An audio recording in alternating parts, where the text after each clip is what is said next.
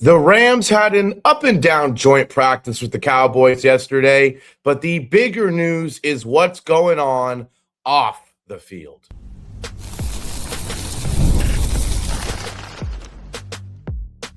You are Locked On Rams, your daily Los Angeles Rams podcast, part of the Locked On Podcast Network, your team every day.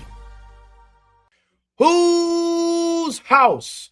Rams house. What is going on, Ramley? And welcome back to Locked On Rams podcast, all a part of the Locked On Podcast Network, your team every day. It's free and available both on YouTube and wherever the heck you get the Locked On Rams audio podcast feed. You know who the heck he is. He's the people's champ, Travis Rodgers, and I'm Gavin Carlson. Great show today for you, as always. We'll talk about all the takeaways from joint practice yesterday with those darn Dallas Cowboys. We'll talk Myles Garrett, why he wasn't on the field, and if it's big news or little news. But we start today, Travis, with Puka Nacua, because not one but two notable things with Puka yesterday, and unfortunately, it wasn't a one-handed catch, a crazy play on the sideline like it has been for most of training camp, both on the field, becoming off the field, and even off the field before joint practice. We'll start with Adam Schefter because he had a very interesting kind of comment, I guess. It wasn't an official report, in my opinion. That's why I don't want to maybe invest too much into it. But he was on a podcast going through guys that the NFL is considering suspending going into the regular season. And he mentioned Puka Nacua, of course, a couple different off-the-field issues with him at the end of last year in the offseason with legal stuff. And, of course, they even brought up the live stream, things like that. So, Travis, when you heard that news from Adam Schefter, how much are you buying the potential suspension in week one that Schefter was suggesting? I think it's a real possibility. I don't think that it's just something that, is out there. Look, you say whatever you want about Adam Schefter. You love him, hate him, or anywhere in between, whatever. I'm not here to litigate his credentials as a reporter. What I'm saying is that he very rarely throws something like that out there if he doesn't know something is headed that way. He is an insider for a reason. He talks to the right people. He knows what is more likely than not to happen. Doesn't mean that it's going to happen, but I think that it means that it is in the possibility of things that might happen. And so I think it changes a lot. I was talking with some of the people that I know in and around the Rams yesterday, and apparently the reason that this started to gain a little bit of some traction is because the NFL was actually with the Rams yesterday, kind of going through and meeting with people, and that may have had something to do with the fact of him meeting with Puka, with Alaric Jackson, and we'll talk about that as well. And I think whatever Puka says to whoever it is that he needs to say it to, I think will factor in a great deal. I don't think the league has to suspend him. I think that they might, but this isn't like Jackson, who is a multi-time offender, and the league can't afford to, because if they don't do anything, it's like, look, this guy's, they need to do it. That Jackson has kind of forced their hand into suspending him for some amount of time. I don't think that's the same case with Puka. He maybe the first time could get away with do not let us have a conversation like this again. This could be like, I've got 3 kids myself. The first time it could be hey, do you know what you did is wrong? And if they give you that look like, I get it, it's not going to happen again, you can just, okay, let's move on. If they give you the, yeah, I know. Yeah, no, I know. No, you don't. You don't know. Now I need to punish you because you don't understand what happened. So I think that has something to do with it as well. But I think there's a world where they go to Australia and they do it without their number one wide receiver, and they do it without their left tackle. I think it's a real, not only a possibility, Gavin, I think it's a likelihood. Wow. Okay. Likelihood. I mean, what Adam Schefter said in direct words was, cases that I believe are now being reviewed include that of the Rams wide receiver Puka Nacua, who could potentially face discipline for some of the off-season headlines that accompanied him and some of those incidents last year with another woman, what did and didn't occur. We'll leave that to the NFL to figure out what did and didn't happen, but it's possible, like you just said, Travis, that when the Niners and Rams play in Australia, it's within the realm of options that Puka doesn't play in that game. I'm with you in terms of Alaric Jackson. That's why we've been talking about the left tackle situation for so long. It's not first-time offense. It's the most serious of allegations, especially, let's be honest, in the NFL. Yep. So I don't think there's much of a doubt there. The Puka thing, it doesn't help that it's multiple things. So the NFL can almost say, hey, we don't need to be 100% confident about anything. We can be 80% confident about 2, 3, 4 things that have gone on. And let's be honest, Travis, it's the NFL. That it's hard to predict how suspension work for criminal things with the NFL. You have no idea what stance they're going to take. I think because of that reputation, now they've typically erred on the side of let's be a little bit harsher, just because years ago and certainly decades ago, it was the opposite. So it sounds like you are pretty confident, or I won't say confident, but would not be surprised if we're without both of them against the Niners. And that's a massive deal. 2 of the most, obviously Puka number 2 to Matthew Stafford, Alaric Jackson. I mean, it's the most important position on the offensive line. These are 2 of the 4 most important players on offense. Yeah, I think just so I'm clear in what I think may happen, I think that Puka's suspension is probably, I don't know, 45, 55 to the he gets suspended. I think it's maybe slightly less than 50-50 that he gets suspended. Jackson, I think, is 95 to 5. Jackson's missing time. I think that's, listening to people, we were kind of all just kind of chit-chatting around the camp over the last few days, and I heard people say to be a game or 2. I heard the number 6 or 7 thrown around too. So that seems like a lot, but again, he missed time last year for not exactly the same thing, but something that's in the neighborhood of the same thing. It involves women. It involves, him doing something to a woman that you shouldn't do. And this is the thing that in the NFL, to your point, Gav, that the league will, I don't want to say looks the other way, but let's just use the phrase looks the other way. They look the other way on a lot of stuff.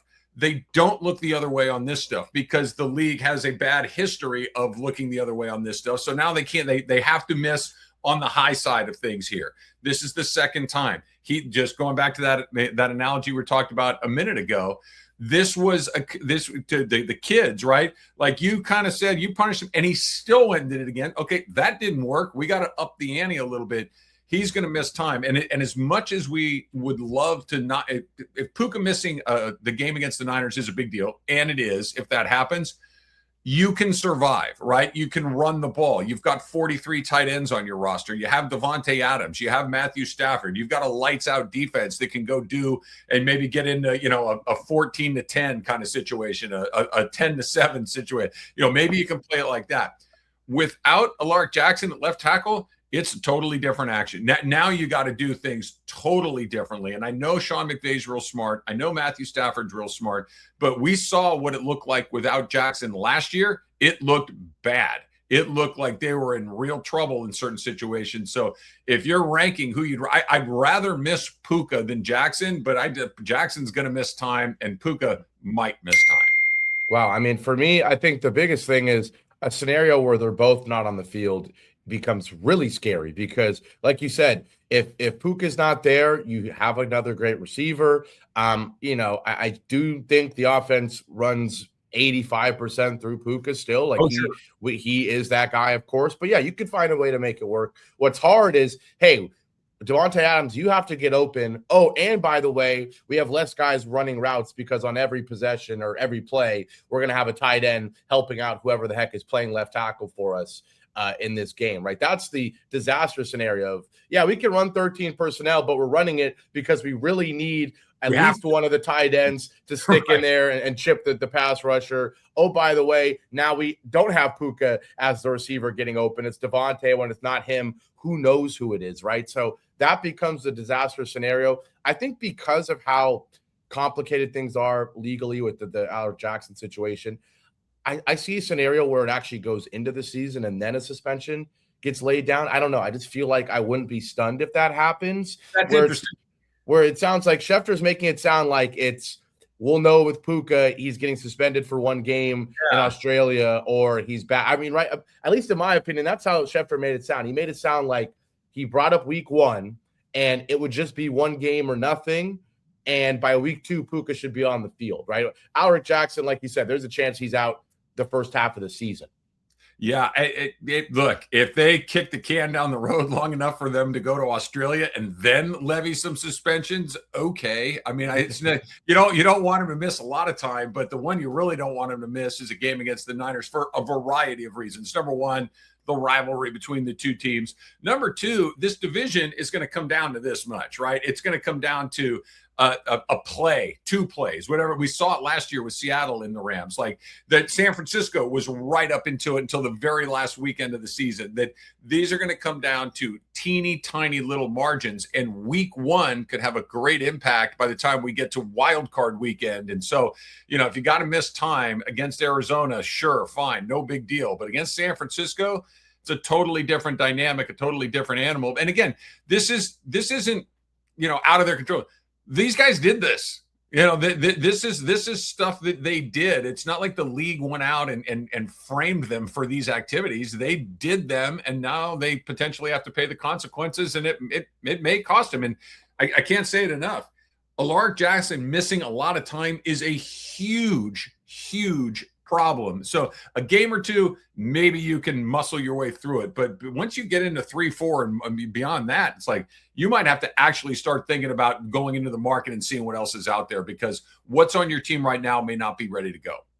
Yeah, we've talked about a lot on this show about how going into the market is not easy. Left tackle is, of all the positions, the one that no one's going to give up even their backup for nothing. I mean, now we've got more guys. Laramie Tunsil, right, over the weekend, he goes down. He'll be out for a while for Washington. It's just like, guess what that means? That means the demand for a left tackle goes up, and the ability to get one certainly goes down. We'll see what happens suspension-wise. If it is before week one, I mean, we have to find that out in the next couple of weeks, obviously. So, we'll have every update for you right here on Locked On Rams. Up next on Locked On Rams, more Puka stuff, this time injury-related, plus, in my opinion, an even more concerning injury headline. That's up next on Locked On Rams.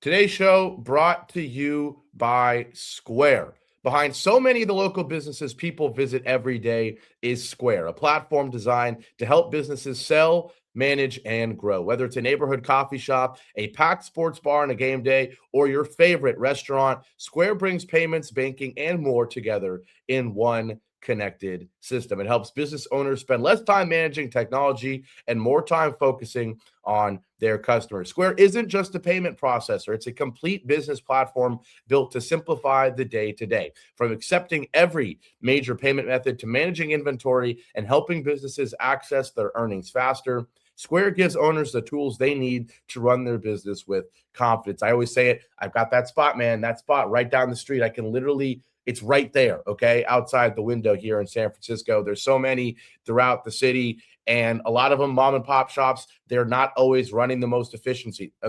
Let's be honest. Well, that one down the street, they now use Square, and not only is it not cash only now, you can go in with Apple Pay, you can go in with Google Pay. Also, everything logistically is running a lot smoother there as well. So if you're starting a business or running one that deserves better tools, Square helps you sell, manage, and grow without slowing down. Right now, you can get up to $200 off Square hardware at square.com/go/LockedOnNFL. That's SQUARE.com/GO/LockedOnNFL. Run your business smarter with Square. Get started today. Let's keep it rolling, Travis, on Locked On Rams, all a part of the Locked On Podcast Network, your team every day. Well, from Puka, legal issues, suspension possibilities, to the scariest headline you could possibly get, Travis, yesterday. It's always rough with these training camp things, these practice things, right? Like, I'm not a journalist on the ground anymore. I have to just sit there on Twitter. I have to see clips. I have to see headlines. And I, in the middle of my workday, have to see Puka Nacua has left the practice with an undisclosed injury. And I don't know about you, it's one of the worst headlines you could possibly see, right? It's a huge reminder of how important Puka is to this team, and why a suspension would hurt him, and why certainly an injury would hurt them. Now, the good news is, of course, you have to wait, and you're sitting there on pins and needles, and you get that headline update a couple hours later of it's a minor groin injury, minor groin soreness is what they're calling it. And if there's one thing we know, Travis, about the Rams, it's that they are going to be the most conservative team probably in the entire NFL when it comes to managing the injury of a star player like a Puka Nacua. But yeah, I think, Travis, the more interesting thing to me is kind of my reaction, your reaction, so many Rams fans' reaction to hearing the news and being reminded how dang important Puka is, and that if he were to miss time, how scary it would be. Here comes your Dodger comparison for your daily dose of Locked on Rams. The Rams are going to handle injuries at this time of year very similar way that you have the sniffles. Okay, IL stint for a month and a half. Like they just have so many ways to go about doing this, and I think that's what this is. What I heard was this is a big fat nothing burger. But to your point, Gavin, anytime look. The Rams use these joint practices as the most important part of their preseason preparation for week one. It's not Saturday in Kansas City. It won't be the following Saturday against New Orleans, and it certainly won't be the game against the Chargers that they're going to play on a Thursday night. These are the moments where they're actually seeing what they have and who's doing what against, ones on ones, twos on twos, et cetera, et cetera. So that he missed that time means something. That they took him off the field means something. But everybody that I heard from and spoke with said that he was fine, that this was entirely precautionary, because you're right, that when you hear something like this about a player like that, and in a situation like that, knowing how valuable they treat these things, you go from to, okay, worst case scenario instantly pops in your head, but that's not my understanding of what this is, that this was far more precautionary than anything else. And that, assuming that the season he's available and, not going back to what we talked about in the opening segment about a suspension, that if he's eligible to play, that he's still on track to be ready to go. Yeah, I think it's one of those things where you're hearing the name Puka a lot, and it's been mainly for good reasons. Once camp has started, he's making ridiculous catches. He's saying all the right things. He's doing all the right things off the field. And it kind of reminded me like, oh man, like this is the only thing that you can't really control, right? Everything he can control since he's been back in the Rams ecosystem, he has done a fantastic job. This is the one thing you can. And so I'm certainly not mad that if he needs to go sit away for a couple days, he's proven already he's ready to go from an on the field perspective. And again, let's not forget, this is a guy who had the PCL sprain and had to go on injured reserve. And then in 2025, the 2025 season, had the ankle sprain against Baltimore. It's Puka, like you always say, Travis. It's what's great about him. It's what's maybe not so great about him. He's not going to go out of bounds. He's going to play physical every single time. We'll see. It's like now there's contract stuff. Does this affect it at all? Obviously not, because nothing happened. But there's so much going on with Puka Nacua. Let's just hopefully get back to talking about Aaron Donald, Travis. Like, I don't want to talk about this. Like, why am I not just talking about Aaron Donald doing some workouts, looking all swole and everything? We got to talk about these scary things, and we transition to another scary thing because Myles Garrett is having some injury scares. It's like, why am I not talking about Aaron Donald, right? What about Ty Simpson? Why did they draft him? Why did they draft him where they did it, right? Yeah, let's get back to the fun stuff. Exactly. Some days it's like, all right, what are we going to talk about today? It's like there's too much to talk about and not necessarily good things. We transition now to Myles Garrett, because this is another thing that I hope you're going to tell me that it's a big nothing burger, Travis, but I don't know if I'm ready to say this is, because we know Myles Garrett's been in and out of camp, or was in and out of camp with knee stuff. At first, Sean McVay and the Rams were calling it rest. Then it was 2 days of rest. Then it was actually there's some lower body soreness. Then actually it's 4 straight practices. Well, now it's, again, Travis, the most important part of the Rams offseason is the joint practice, and Myles Garrett not on the field. He misses due to what they are now calling knee swelling. Now, depending on who you talk to, it's a big deal. It's not a big deal at all. Sean McVay says it's 85%. There haven't been any setbacks. If there was a game today, he could play it. I don't like the phrase knee swelling, though, Travis. No. So where are you in this spectrum of this actually is a big deal, or it's just the Rams being the Dodgers putting guys on IL for a cold? Well, I mean, look, I probably should have waited for this, because when you hear knee swelling, what's the first thing that goes through your mind? Shohei Ohtani, right? The reason he hasn't thrown a pitch in 2 months is because he has knee swelling, and the Dodger line has always been, if he needed to go, he could go. Okay, and that's fine. And, baseball is a little bit different than football, but I don't think this is nothing. The question is, how much of something is it? Is it a little thing that, I was looking at some stuff yesterday, and there was a list of guys in the league coming into their 10th season in this league, and Myles Garrett's name was on it. Myles Garrett has played in this league a long 10 years is an eternity in the NFL. It is a really long time, and that there's some bumps and bruises and some swellings and some pains, and not real surprising, I don't think. This is the type of the part of camp where guys are probably like, all right, enough of this. Let's just get to the part, and I can grit my teeth and grind through the next 4 months or so. But yeah, for all the reasons that you and I have kind of laid out, I think that it's a little bit more than nothing. You go back to the fact that he missed some time. You go back to the fact that these workouts are as important as they are. Add all this stuff together, and 10 years in the league, and we'll see. All of this is us finding stuff to talk about, but this one does feel like it's mark the date and time. Mark August 12th is the day where the first time we talked about, he's got a knee thing that's going on, and fast forward to week 7 and that knee or he doesn't look quite right or whatever it is. Like, is this the moment where we started talking about that stuff? Or by the time we get to week 7, do we ever forget that it ever even happened, because he's out there and he's getting, a sack and a half a game, and we're just flying through the season? Both are possible. We have no idea. We just got to kind of go through it. But I'm with you that when you hear knee swelling, especially a player like Garrett, who's so explosive and so fast, that it gives you pause, to be sure.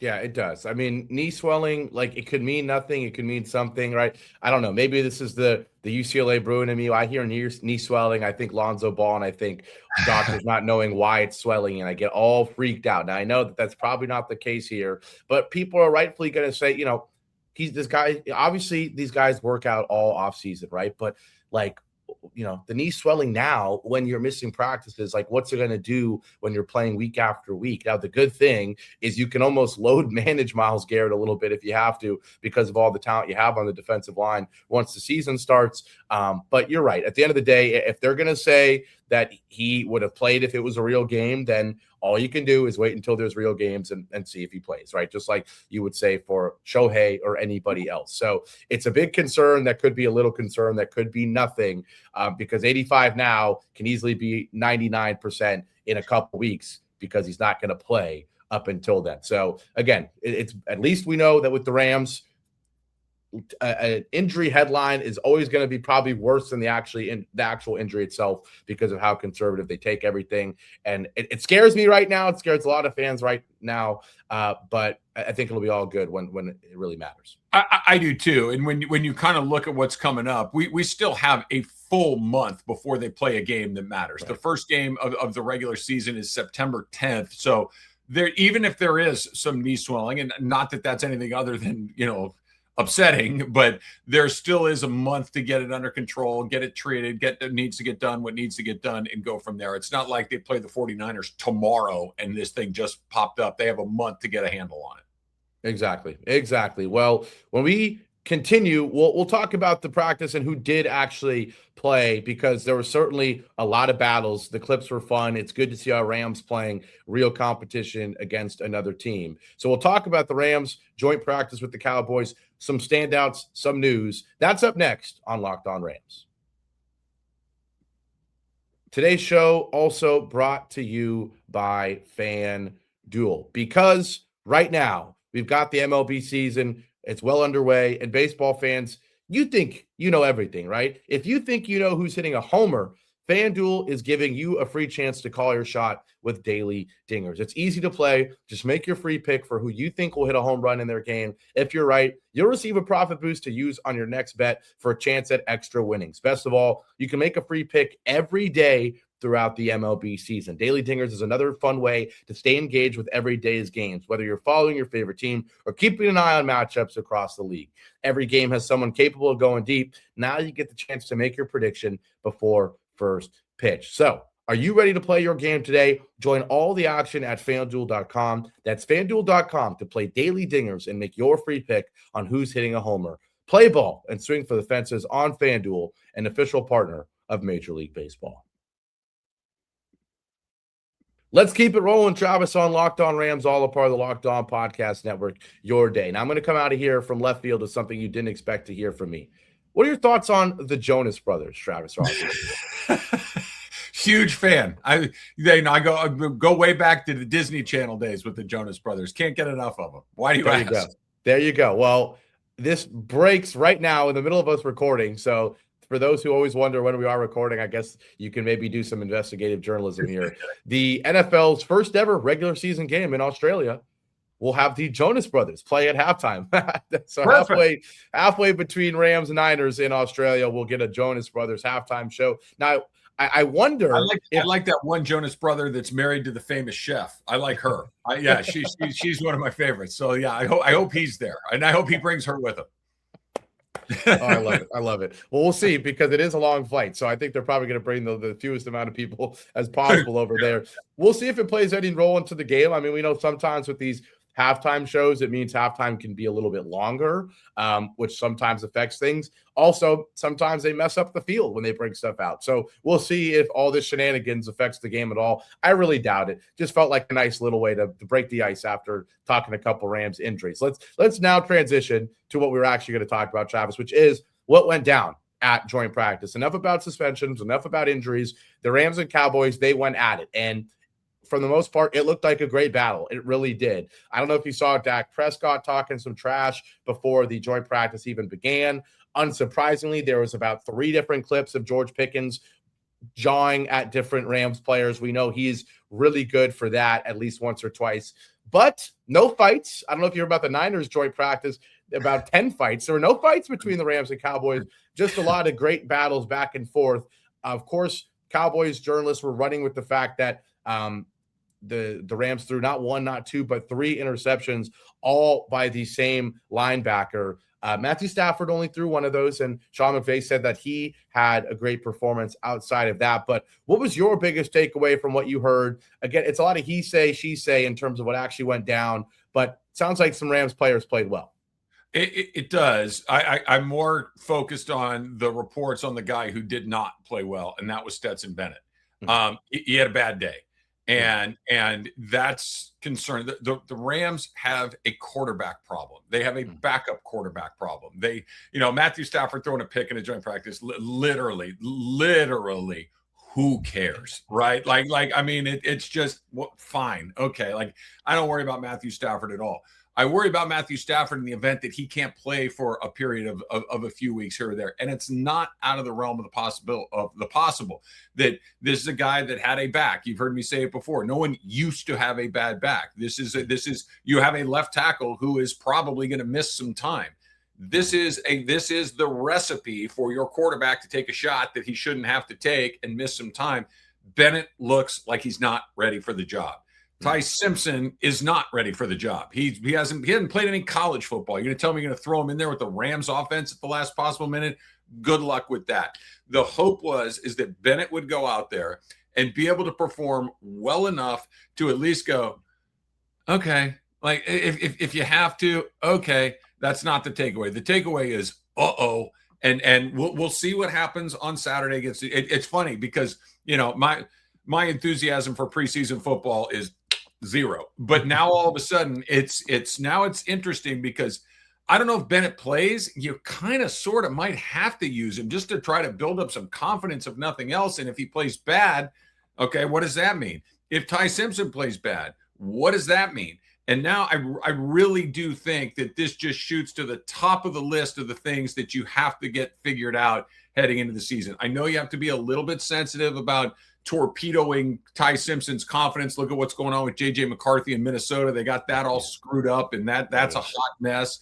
But this is – if the Rams are all in, and they are, and they've done everything they can to maximize this window, and they have, can you really leave a vulnerability like this on the team? I think that's a big question. When you see Bennett have the day like he had yesterday, it does not fill you with confidence. Yeah, and again, he's going to be playing against much worse competition in a preseason game, so he'd have the opportunity to get that confidence. I know the Cowboys' defense was the laughingstock of the league, at least before the trade deadline last year. Yeah. This is not a shabby defense, right? I mean, it's funny.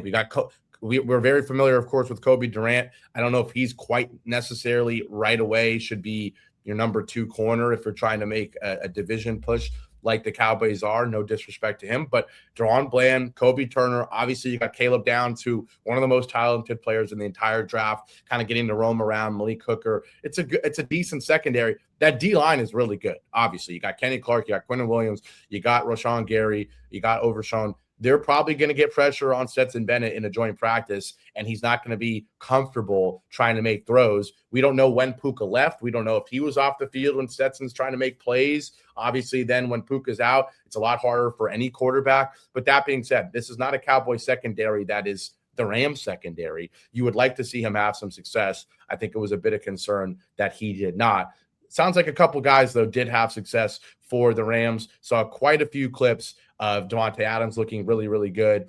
Couple tight window throws from Matthew Stafford. He looked good. But Quentin Lake, he at least had the most notable kind of highlight play, at least, guarding George Pickens, able to stick with him. Kind of a lazy route from Pickens, I'll be honest. But he's able to jump a Dak Prescott throw for an interception. This is a guy that, I'm always going to stick up for my Bruin and Quentin Lake. He's getting forgotten, all right? This is a guy who signed a big extension despite getting injured toward the ends of last year, a guy that you missed at points last year. He can kind of be nowhere near the same, but can kind of be like what the Cowboys are hoping Caleb Downs is, a guy who can play in the slot, a guy who can be a strong safety, a guy who can be a linebacker if you're going against a 3rd and 15 and you want to be quick and you want to be light. He can do a little bit of everything. It's nice to see that he was playing well in the slot, and I think he apparently had a really good practice against the Cowboys yesterday.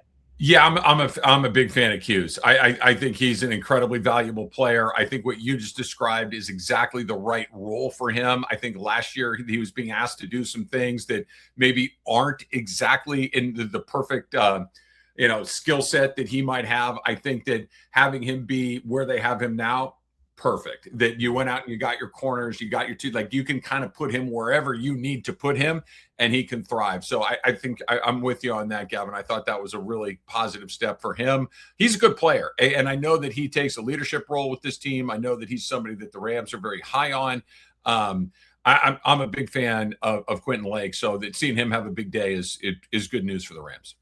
Yes, sir. And last thing, rapid fire before we end it. According to, it was Nick Harris of the Dallas-Fort Worth area, the Star Telegram, he said that Terrence Ferguson was one of, if not the most important, impressive Rams for him. And it's nice because we've heard it from the people inside LA's facility, area, the media ecosystem of how Terrence Ferguson could play a big role. It's nice to see a guy come in from Dallas, from that area, who has no ties to the Rams and go, yeah, that guy, Terrence Ferguson, he looked really good. Now, of course, there's no issues with Puka yet. But again, if there are any, you need another pass catcher.